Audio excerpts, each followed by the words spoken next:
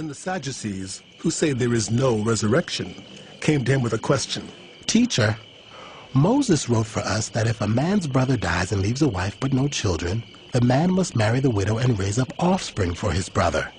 Now, there were 7 brothers. The first one married and died without leaving any children. The second one married the widow, but he also died leaving no child. It was the same with the third. In fact, none of the 7 left any children. Last of all, the woman died too. At the resurrection, whose wife will she be, since the 7 were married to her? Jesus replied,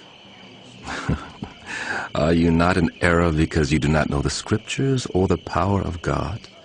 When the dead rise, they will neither marry nor be given in marriage. They will be like the angels in heaven.